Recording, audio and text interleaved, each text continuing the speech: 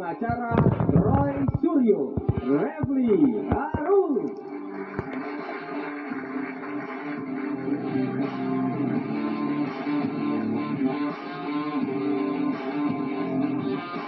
Pengacara Dr. Tifa Aji Yanua.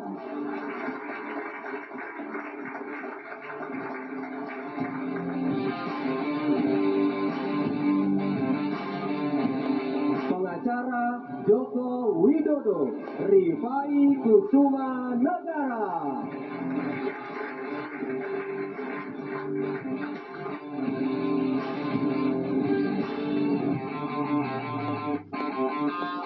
Penasehat Ahli Kapolri, Irjen Pol Purnawirawan Arianto Sutadi.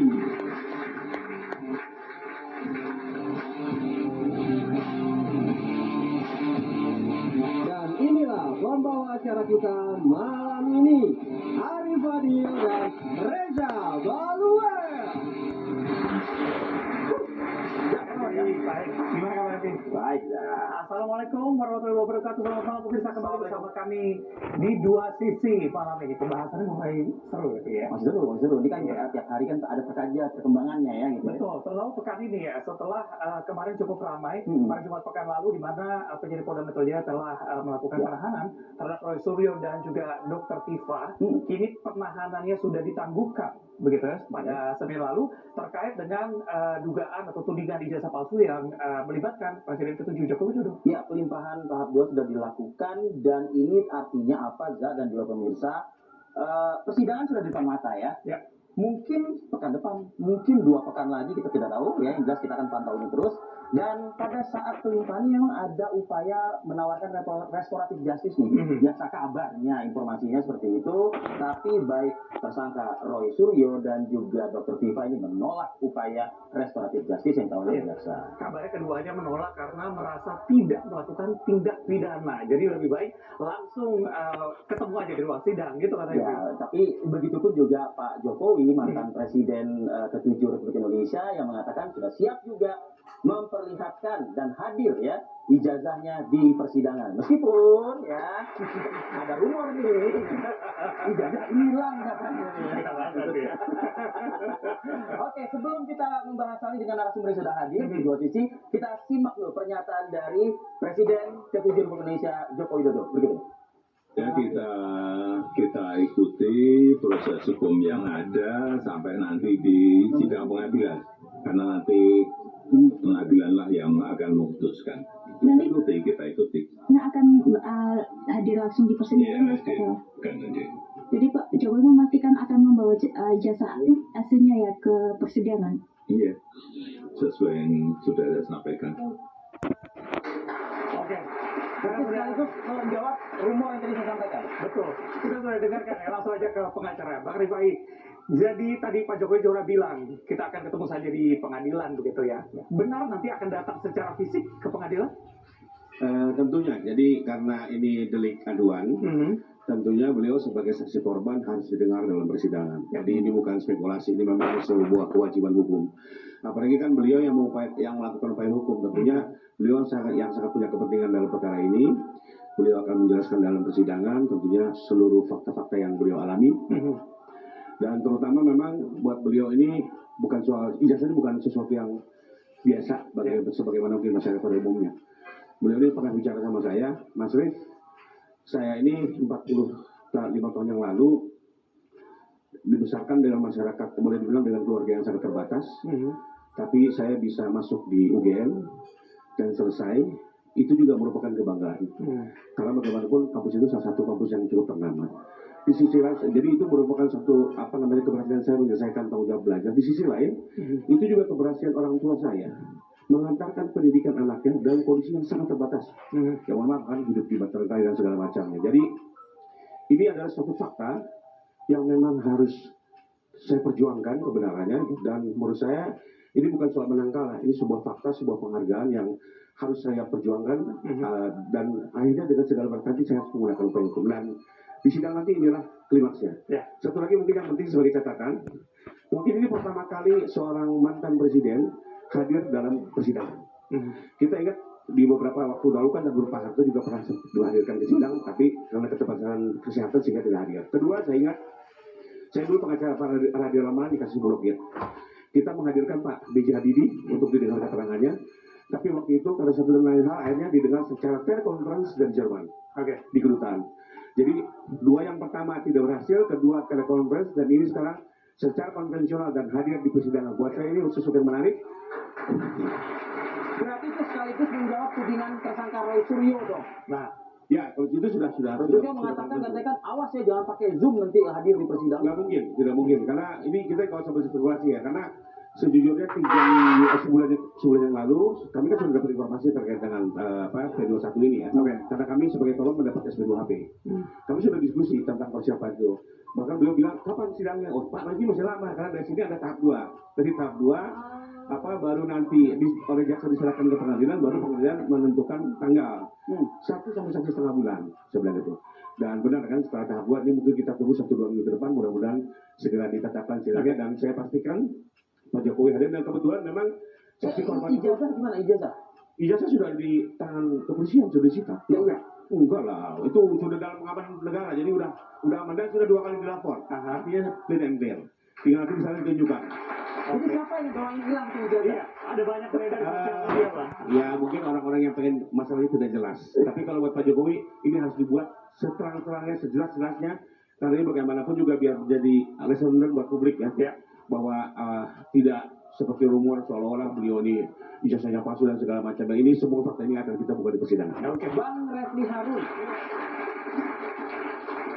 Kira-kira Anda Bang, sudah ditantang Bang di persidangan? Enggak, saya nggak mau tantang. Jadi pertama saya berterima kasih ya kepada Rifai kalau Pak Jokowi memang hadir. Itu yang penting hadirnya harus luring, jangan daring. Kalau hadirnya Zoom kita akan tolak. Iya dong, kan harus konsekuen. Dia kan yang melaporkan, dia yang mengadukan, itu satu. Yang kedua, mengenai ijazah tadi. Kok ijazahnya masih di Polda Metro Jaya? Kan harusnya sudah di kejaksaan.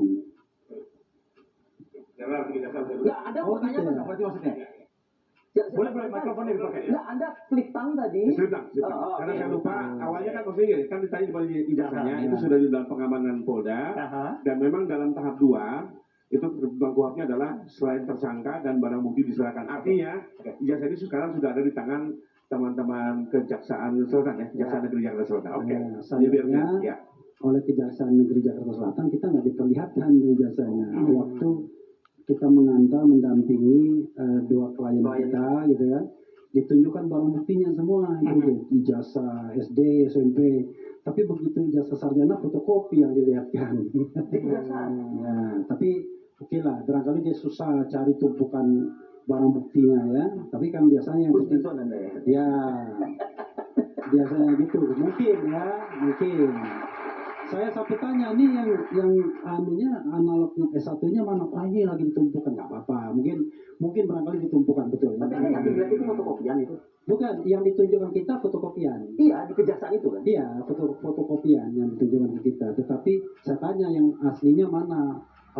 Waduh, ini kan banyak sekali buktinya. Oke, nggak apa-apa lah. Ya, barangkali masih malu dia menunjukkan diri mungkin ya. Ya, dorongnya nanti di persidangan. Mungkin, walaupun sebenarnya hak kita juga kan melihat itu kan. Karena kita ditersangkakan dan nanti didakwa dengan salah satunya adalah barang buktinya kan itu. Harusnya kita punya hak lah. Nah, mengenai sidang ya, saya sebagai penasihat hukum ya, itu bersyukur. Kenapa? Bersyukurnya adalah kedua klien kami berdua ini tidak ditahan. Menurut saya itu fair. Kenapa fair? Begini, saya selalu mengatakan ya, ini buat pribadi adik sekalian, kita harus bedakan kejahatan yang namanya dari sononya kejahatan. Saya ulangi, ini selalu mengulang saya, yang disebut mala in se, dengan kejahatan yang karena diatur undang-undang mala in prohibita. Jadi kalau yang namanya merampok, memeras, membunuh, memperkosa, mengapa lagi, korupsi dan lain sebagainya, itu ya ditahan wajar. Karena kalau nggak ditahan kan dikhawatirkan mengulangi perbuatan, kalau perampok kan merampok lagi. Tetapi ini adalah ranah kebebasan berpendapat baik secara lisan dan tulisan yang still questionable. Apakah memang betul ini sebuah tindak pidana ataukah ini adalah ruang kebebasan berekspresi? Apakah ini melakukan penelitian terhadap dokumen privat, ya, private dokumen, ataukah ini dokumen publik yang tidak perlu izin? Nah, ini kan sesuatu yang harus kita buktikan terlebih dahulu sesungguhnya. Karena itu, untuk kemudian ditahan menjadi tidak fair. Kenapa? Karena Mas Roy dan Dr. Tifa itu harus diberikan kesempatan yang sama ya untuk membuktikan bahwa apa yang mereka katakan itu adalah bisa dipertanggungjawabkan. Kalau mereka ditahan, ya memang bisa di take over oleh lawyernya, tetapi kan jauh lebih baik kalau seandainya tidak ditahan. Kedua, tidak ditahan itu lebih menghargai azas presumption of innocence ya daripada presumption of guilty. Karena sekali lagi kan kalau kita lihat seorang yang ditersangkakan itu kan beda antara kita melihat koruptor, pembunuh dan lain sebagainya dengan orang yang dalam tanda kutip ditersangkakan, didakwa karena mengeluarkan pendapat baik secara lisan maupun tulisan. Dan dalam tragedi demokrasi di Indonesia kan banyak orang-orang seperti itu. Bahkan sekarang ada yang sudah jadi menteri seperti Jumhur Hidayat misalnya. Kemudian ada Anton Permana, kemudian Edi Mulyadi, hanya karena bilang jin buang anak IKN itu tiba-tiba dipenjarakan, divonis dan lain sebagainya. Nah, kita tidak ingin tragedi ini terulang dalam demokrasi di Indonesia. Dan ini juga yang membuat saya agak miris dan sedih ya. Apa nih? Waktu tinggal 2 menit. 2 menit lagi. 2 menit lagi. Yang sangat miris dan sedih itu adalah ketika yang dijadikan bahan untuk menersangkakan itu adalah justru ranah kebebasan berpendapat, yaitu produk-produk jurnalistik. Baik itu di TV sebelah maupun TV sebelahnya lagi. Oke, ada komentar soal ini. Kembali lagi yang dilakukan Pak Jokowi kan sebenarnya concernnya bukan akan membungkam kebebasan bersuara, tidak sama sekali. Justru yang kita persoalkan adalah disampaikannya fitnah-fitnahan. Di mana fitnah ini kan secara agama pun sesuatu yang sangat dilarang ya, bahkan dikategorikan lebih kejam dari pembunuhan. Dan kedua, fitnah ini korbannya bukan hanya Pak Jokowi, tapi seluruh masyarakat Indonesia mengkonsumsi berita itu. Jadi ini persoalannya adalah yang disampaikan adalah ketidakbenaran. Kalau sekedar kritik keras ya, bahkan kata-kata yang menohok itu masih dimungkinkan. Inilah indahnya negara berdemokrasi. Tapi persoalannya adalah beliau kuliah, beliau pegang ijazah asli, dituduh tidak asli, dan ini dimainkan sedemikian rupa. Dan bagaimanapun seperti tadi ya, ini kan ada sesuatu bagi semua orang mungkin ijazah sangat yang kecil, tapi memang